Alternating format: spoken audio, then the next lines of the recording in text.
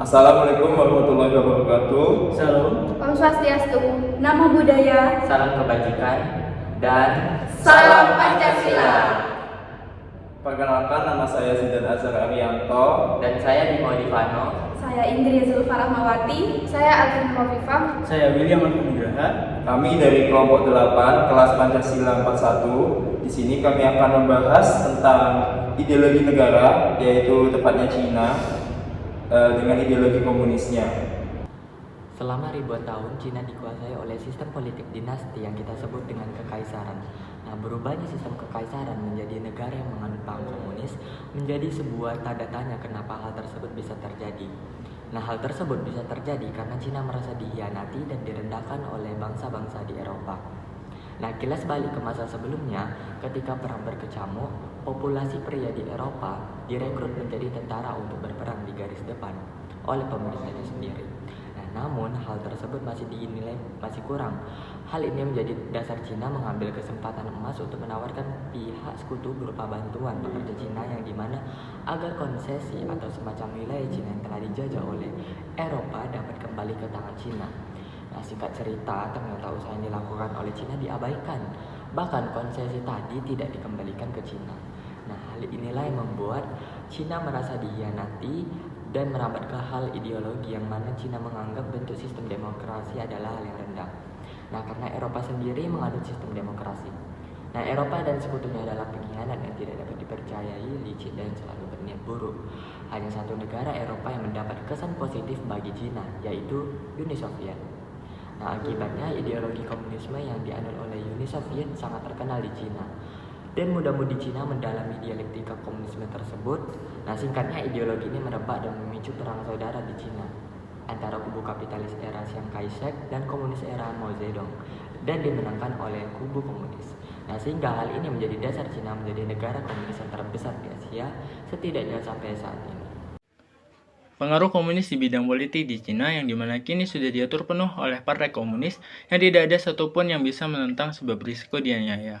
Di puncak piramida kekuatan Cina adalah Politbiro yang memastikan garis partai ditegakkan dan mengendalikan 3 bidang penting lainnya, yakni Dewan Negara, Komisi Militer Pusat, dan Parlemen. Kini menjadi pimpin Xi Jinping, komunisme semakin kuat, penangkapan aktivis, tindakan keras anggota partai tingkat tinggi, kontrol media yang hampir total membentuk opini publik, dan menegakkan kontrol. Hukum di Cina pada tahun 1975 ditetapkan UUD yang menyatakan seluruh hukum di Cina sebelumnya berada di tangan komunis. Dan kini terdapat hukum partai yang memuat dalam serta partai dan revolusi partai, hukum tata negara yang berdasar pada UUD 1982 dan hukum pemerintahan yang diatur dalam serta komite-komite. Dan 5 agama di Cina yaitu Buddha, Katolik, Kristen, Islam, dan Protestan. Dan mereka tetap mengklaim bahwa negara adalah negara ateis dan agama-agama tersebut harus jalan dengan pandangan komunis yang dimana mereka tetap memantau ketat agama selain ajaran komunis. Kehidupan sosial di Cina sangatlah sulit, banyak rasisme yang terjadi seperti taman kanak-kanak yang dikelola oleh etnis Hui dibubarkan pemerintah. Para imam dan guru agama setiap bulan diwajibkan mengikuti pendidikan ideologi negara dan kebijakan minoritas partai komunis. Dalam bidang budaya pun sangatlah ketat. Banyak budaya-budaya lama di Cina yang terkubur akibat tidak sesuai dengan ajaran komunis di Cina seperti gambar, buku, dan tempat bersejarah. Budaya yang masuk pun sangatlah dipantau dan jika tidak sesuai dengan ajaran komunis langsung dilenyapkan. Dalam bidang pendidikan, kini setiap sekolah haruslah mengajarkan ideologi yang dimana sangat mengandung ajaran-ajaran komunis. Dan di dalam bidang ekonomi pada 1979 diterbitkan hukum yang menyangkut ekonomi yang terus berkembang hingga masa kini. Sejak tahun 1980 diadakan 4 buah zona ekonomi khusus di bagian Cina Selatan, di mana investor asing memperoleh perlakuan istimewa yaitu privilege yang berhubungan dengan perpajakan, impor-ekspor valuta asing yang membuat ekonomi di Cina bertumbuh pesat hingga sekarang. Di sini saya akan membahas tentang evaluasi dan perbandingan dari ideologi komunis di Cina dengan negara komunis lain. Tujuan dari ideologi komunis sebenarnya bertujuan baik. Karena jika diambil dari buku manifesto komunis, ideologi ini ingin menciptakan masyarakat tanpa kelas dan semua keputusan negara akan diambil secara kolektif. Namun, ini terkesan utopis karena pada kenyataannya seperti yang terjadi di Cina di pembahasan sebelumnya, justru kesetimbangan kelas terjadi dan batasan-batasan antara komunis dan ideologi lain pun kurang terlihat. Oleh karena itu, saya akan mencoba membandingkannya dengan ideologi komunis yang terjadi di Korea Utara secara garis besarnya saja. Seperti pada aspek kebebasan dan hak manusia, di Korea Utara lebih ketat dibanding Cina karena sistem negara di Korea diatur dalam kediktatoran keluarga Kim melalui Perserikatan Partai Besar Buruh Korea. Sedangkan di Cina adalah negara tunggal yang diatur oleh Partai Komunis Cina. Meskipun di Cina sendiri menerapkan tekanan ke rakyatnya melalui sistem kredit sosial yang ada di sana. Pada aspek ideologi terdapat perbedaan juga di mana Cina menggunakan komunisme-maonisme yang mengembangkan komunisme dengan tradisi Cina, sedangkan pada Korea menggunakan komunisme Juche, yaitu menekankan kepada kemandirian negara atau swasembada negara.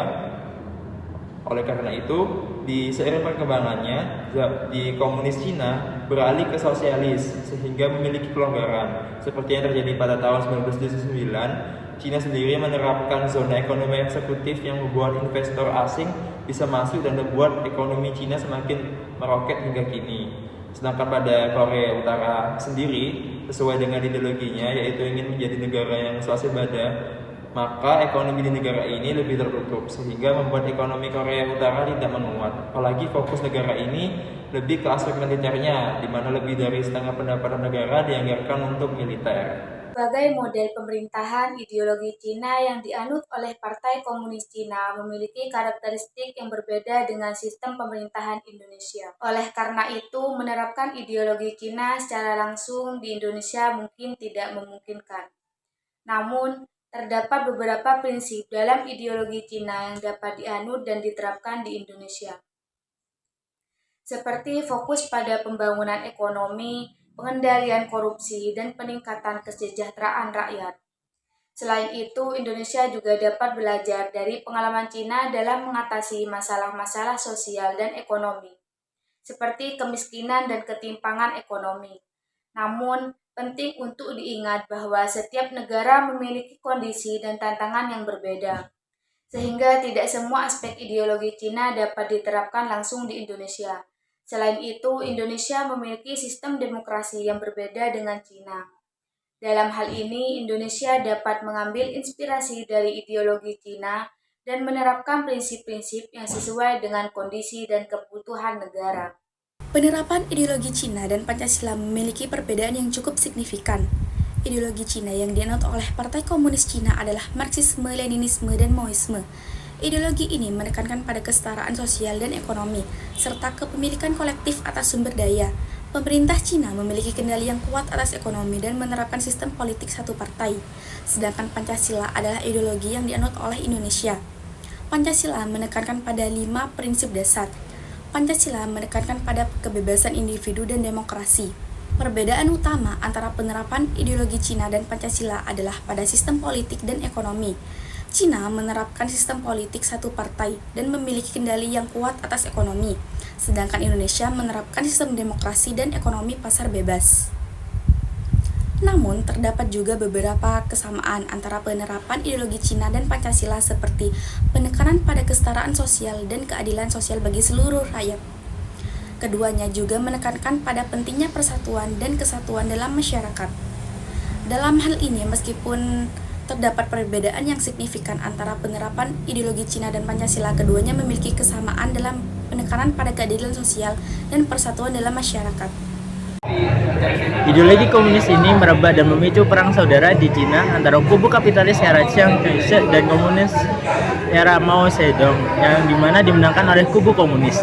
Teks tersebut menyimpulkan bahwa penerapan ideologi Cina, Marxisme, Leninisme, dan Maoisme dan Pancasila memiliki perbedaan yang signifikan, terutama dalam hal sistem politik dan ekonomi. Ideologi Cina tidak dapat diterapkan secara langsung di Indonesia karena perbedaan karakteristik dan sistem pemerintahan yang ada di Indonesia.